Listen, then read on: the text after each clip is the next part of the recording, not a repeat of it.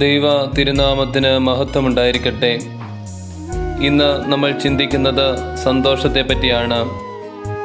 സങ്കീർത്തനക്കാരൻ 4-ാം സങ്കീർത്തനത്തിൽ പാടുന്നു, ധാന്യവും വീഞ്ഞും വർദ്ധിച്ചപ്പോൾ അവർക്കുണ്ടായതിലും അധികം സന്തോഷം നീ എൻ്റെ ഹൃദയത്തിൽ നൽകിയിരിക്കുന്നു. ഞാൻ കിടന്നുറങ്ങും, നീയല്ലോ യഹോവേ എന്നെ നിർഭയം വസിക്കുമാറാക്കുന്നത്.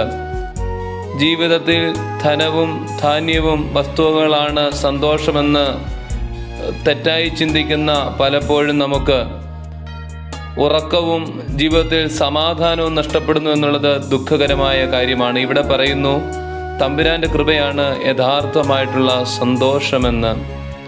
ജീവിതത്തിൽ ലഭിച്ച നല്ല കാര്യങ്ങളെ കൂടുതൽ ഓർത്താൽ തന്നെ ജീവിതം സന്തോഷം നിറഞ്ഞതാകും. നമ്മൾ ലഭിക്കാത്തതിനെ പറ്റി വല്ലാതെ അങ്ങ് ചിന്തിച്ച് വ്യാകുലപ്പെടുകയാണ്.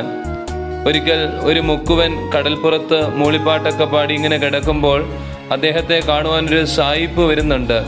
അദ്ദേഹം ചോദിക്കുന്നുണ്ട്, നിന്റെ വിശ്രമം കുറച്ചുകൂടി അധ്വാനിച്ചുകൂടെ എന്ന്. മുക്കുവൻ ചോദിക്കുന്നു, എന്നിട്ട് ഞാൻ എന്ത് ചെയ്യണം? അദ്ദേഹം മറുപടി പറയുന്നതാണ്, നീ കുറച്ചുകൂടി അധ്വാനിച്ചാൽ നിനക്ക് ഒരു വല വാങ്ങിക്കാം. എന്നിട്ട് ഞാൻ എന്ത് ചെയ്യണം? ആ വലയിട്ട് സ്വന്തമായി അധ്വാനിച്ചാൽ നിനക്ക് ഒരു വള്ളം വാങ്ങിക്കാം. വീണ്ടും മുക്കുവൻ ചോദിക്കുന്നു, ഞാൻ പിന്നെ എന്ത് ചെയ്യും? അദ്ദേഹം പറയുന്നു, നിനക്ക് വള്ളം മാറി ഒരു ബോട്ട് വാങ്ങിക്കുവാൻ സാധിക്കും. പിന്നീട് കുറെ ജോലിക്കാരെയൊക്കെ ലഭിക്കും. ആ ജോലിക്കാരെ കൊണ്ടൊക്കെ അധ്വാനിപ്പിച്ച് അതിനുശേഷം നിനക്ക് മൂളിപ്പാട്ട് ആസ്വദിച്ചുകൂടെ എന്ന്. ഉടൻ തന്നെ ആ മുക്കുവൻ അദ്ദേഹത്തിന് മറുപടി എടുക്കുന്നത് ഇങ്ങനെയാണ്, സാർ, അതുതന്നെയല്ലേ ഇപ്പോൾ ഞാനിവിടെ ചെയ്യുന്നത്. ഒരുപക്ഷെ നമ്മുടെ ജീവിതത്തിൽ നേട്ടങ്ങളുടെ പിന്നാലെ പോകുമ്പോൾ സന്തോഷം നഷ്ടപ്പെട്ടു പോകുകയാണ്. അത് തിരിച്ചറിയുവാൻ സാധിക്കാതെ പോവുകയാണ്.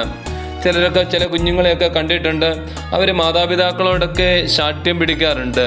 എനിക്ക് ഡ്യൂക്കിൻ്റെയും BMW ഒക്കെ ബൈക്ക് കിട്ടിയാലേ സന്തോഷമാകത്തുള്ളൂ എന്ന് വല്ലാതെ അങ്ങ് മത്സരിക്കുന്ന കുഞ്ഞുങ്ങളെയൊക്കെ കണ്ടിട്ടുണ്ട്. ഒരുപക്ഷെ അവർക്ക് ജീവിതത്തിൻ്റെ വിലയെപ്പറ്റിയൊന്നും അത്ര അറിയാൻ മേലാത്ത കാര്യമാണ്. പുതിയ കാലത്ത് മതങ്ങൾ പോലും ചിലപ്പോൾ ഇങ്ങനെ പഠിപ്പിക്കുന്നുണ്ട്, ധനവാനായി തീരുക, വലിയ വീട് പണിയുക, വലിയ കാറുകൾ പണിയുക, അല്ലെങ്കിൽ അങ്ങനെയുള്ളതൊക്കെയാണ് സന്തോഷമെന്ന് തെറ്റായ പഠിപ്പിക്കലുകൾ എവിടെയൊക്കെയോ കേൾക്കുന്നുണ്ട്. അത് ശരിയല്ല എന്ന് നമ്മൾ തിരിച്ചറിയേണ്ടിയിരിക്കുന്നു.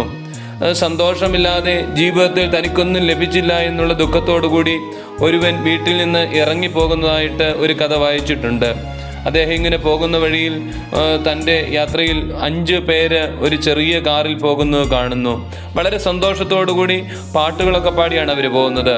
ചോദിക്കുന്നുണ്ട്, നിങ്ങൾ എന്തുകൊണ്ടാണ് ഇത്ര സന്തോഷമായിട്ടിരിക്കുന്നതെന്ന്. അവർ പറയുന്നു, ഞങ്ങളുടെ യാത്രയിൽ ഒരു സ്കൂട്ടറിനെ കണ്ടു. അതിൽ 4 പേരാണ് യാത്ര ചെയ്യുന്നത്. അവർ വളരെ സന്തോഷകരായിരുന്നു. വീണ്ടും ആ സ്കൂട്ടർ യാത്രക്കാരോട് ചോദിക്കുമ്പോൾ അവർ പറയുന്നു, ഒരാള് സൈക്കിളിൽ ഓട്ടി വരുന്നുണ്ട്, അദ്ദേഹം വളരെയേറെ സന്തോഷം നിറഞ്ഞതാണ്.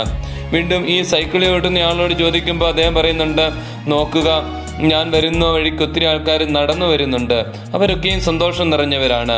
വീണ്ടും സ്കൂട്ടറോ കാറോ ബൈക്കോ ഒന്നും ഇല്ലാത്തവരോട് ചോദിക്കുന്നു, നിങ്ങൾ നടന്നു വരുന്നതിൽ ഹാപ്പിയാണോ എന്ന് ചോദിക്കുമ്പോൾ അവർ പറയുന്നുണ്ട്, ഞങ്ങൾ ചില കാലില്ലാത്ത ആൾക്കാരെയൊക്കെ കാണുന്നുണ്ട്, അവരെ കാണുമ്പോൾ ഞങ്ങൾ എത്ര ഭാഗ്യമുള്ളവരാണെന്ന് ഓർത്ത് സന്തോഷിക്കുകയാണ്. വീണ്ടും ഈ ശാരീരികമായ ചില അംഗവൈകല്യമൊക്കെ ബാധിച്ചവരെ കണ്ടവരോട് ചോദിക്കുമ്പോൾ അവർ പറയുന്നു, ഞങ്ങൾക്ക് കാലില്ല, പക്ഷേ ഞങ്ങളുടെ ജീവനുണ്ടല്ലോ എന്നുള്ളതിൽ ഞങ്ങൾ സന്തോഷിക്കുന്നുവെന്ന്.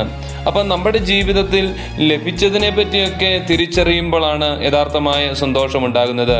അദ്ദേഹം ഇങ്ങനെ നിലവിളിക്കുന്നതായിട്ടാണ് പറയുന്നത്, ദൈവമേ, നീ എനിക്ക് എല്ലാം തന്നു, പക്ഷെ അത് കാണാൻ എൻ്റെ കണ്ണിൽ വെളിച്ചമില്ലാതെ പോയല്ലോ. അദ്ദേഹം വളരെ സന്തോഷത്തോടുകൂടി തൻ്റെ ഭവനത്തിലേക്ക് തിരികെ വരികയാണ്. അദ്ദേഹം ഒരു പുതിയ നോട്ട് ബുക്ക് എടുത്ത് അതിലിങ്ങനെ കുറിക്കുന്നു, 38 വർഷം കഴിഞ്ഞു പോയിരിക്കുന്നു, എനിക്ക് ദുഃഖമില്ല, കാരണം സന്തോഷത്തിൻ്റെ മാർഗം ഞാൻ കണ്ടെത്തിയല്ലോ.